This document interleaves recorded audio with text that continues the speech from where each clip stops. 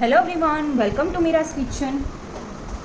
આ વરસાદની સિઝનમાં તમારે કંઈ ન્યૂ ભજીયા ટ્રાય કરવા હોય તો આવી રીતના બટાકા પ્યાઝના ક્રિસ્પી ભજીયા ટ્રાય કરી શકો. બહુ જ ફાઇન બનશે અને પ્લસ આ બહુ જ જલ્દીથી બની જતા હોય છે અને જરા બી તેલ નહીં રહે આ ભજીયામાં. આપ જોઈ શકો છો એકદમ ક્રિસ્પી બન્યા છે. તો આ રેસીપી આપણે ટ્રાય ના કરી હોય તો શ્યોર ટ્રાય કરજો, બહુ જ ગમશે બધાને. તો ચલો જોઈ લઈએ રેસીપી. તો અત્યારે મેં એક બટાકું લઈ લીધું છે અને એક મોટી ડુંગળી લઈ લીધી છે. આ રીતના કટ કરી લઈશું.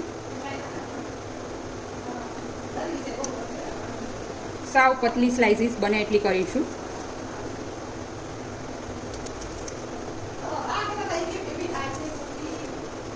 રીતના કરી અને સ્લાઇસીસ કરી લેવાની છે. સાવ પતલી પતલી સ્લાઇસીસ આપણે રેડી કરી લેવાની છે.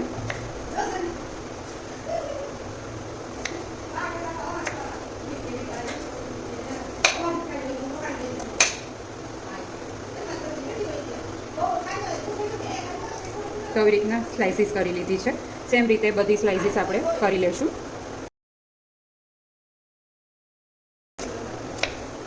અને તમે લેયર છૂટા કરી અલગ અલગ કરીને એવી બી સ્લાઇસીસ કરી શકો.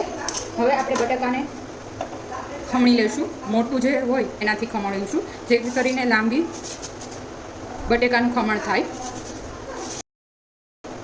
તો આવી રીતના ખમણ રેડી કરી લેવાનું છે. હવે એક બાઉલ લઈ લઈશું અને એમાં આપણે બંને સ્લાઇસીસ એડ કરી દઈશું. એમાં આપણે બધા મસાલા કરી લઈશું. ધાણા ભાજી એડ કરી દઈશું, હિંગ એડ કરી દઈશું, pinch of chilli flakes add કરી દઈશું, હાફ ટીસ્પૂન જેટલો. ચણાનો લોટ એડ કરી દઈશું. જરૂર લાગશે તો વધારે એડ કરીશું. આમાં આપણે પાણી એડ નથી કરવાનું. અત્યારે મેં 3 ટેબલસ્પૂન જેટલો એડ કર્યો છે ચણાનો લોટ અને 2 ટેબલસ્પૂન જેટલો આપણે ચોખાનો ઝીણો લોટ એડ કરીશું.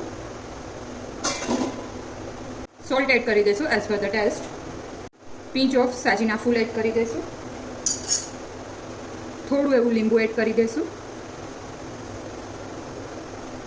થોડો અજમો એડ કરી દઈશું.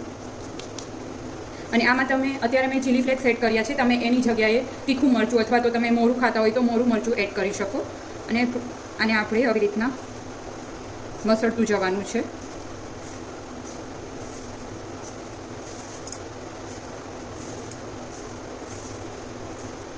જરૂર લાગે તો થોડું એવું પાણી એડ કરીશું, બાકી પાણી એડ જ નથી કરવાનું. એમ જ આમાંથી લોટ બાંધી લેવાનો છે.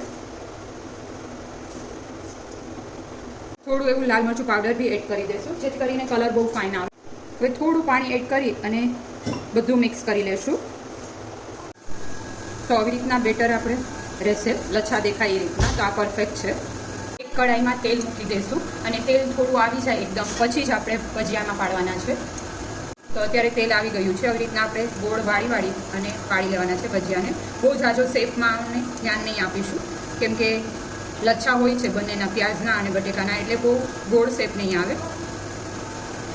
તો આ સિઝનમાં વરસાદ આવતો હોય અને તમને ભજીયા ખાવાનું મન થાય તો આવી રીતના ન્યૂ વેથી ટ્રાય કરજો, બહુ જ ગમશે. અને આવી રીતના તમે બપોર પછી બી ચા સાથે બી આને ખાઈ શકો. ચા સાથે બી બહુ જ ફાઇન ટેસ્ટમાં લાગતા હોય છે. એકદમ ક્રિસ્પી એવા બનશે અને જરા બી તેલ નહીં રહે આ ભજીયામાં. આવી રીતના આમ ભેગું કરી લેવાનું અને પછી મૂકી દેવાનું. મીડિયમથી હાઈ ફ્લેમ ઉપર જ આપણે એને ફ્રાય કરીશું, જેથી કરીને બહુ જ ક્રિસ્પી બને. જો સ્લો ફ્લેમ કરશો તો ભજીયામાં તેલ ચડવાના ચાન્સીસ રહેશે, એટલે ખાસ ધ્યાન રાખવાનું. આપણે આમાં ડુંગળી અને બટેકા બંને યુઝ કર્યા છે, તો આપણે હાઈ ફ્લેમ ઉપર જ, મીડિયમથી હાઈ ફ્લેમ ઉપર જ ફ્રાય કરીશું.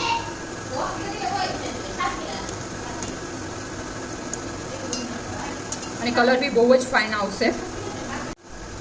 તો આપ જોઈ શકો છો અત્યારે એકદમ બ્રાઉનિશ કલર અને પ્લસ એકદમ ક્રિસ્પી થઈ ગયા છે. તો આ પરફેક્ટ સ્ટેજ છે. અત્યારે આપણે એને એક પ્લેટમાં ટ્રાન્સફર કરી લઈશું. આવી જ રીતના બીજા બી આપણે ભજીયા પાડી લઈશું.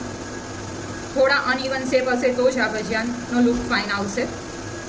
આપ જોઈ શકો છો એકદમ લુકમાં ક્રિસ્પી છે અને પ્લસ એકદમ અવાજ આવે છે એટલા ક્રિસ્પી બનશે, બહુ જ ફાઇન બનશે. અને તેલ જરા બી નથી રહ્યું. તો સેકન્ડ બેચ બી ફ્રાય થઈ ગયા છે ને રેડી છે.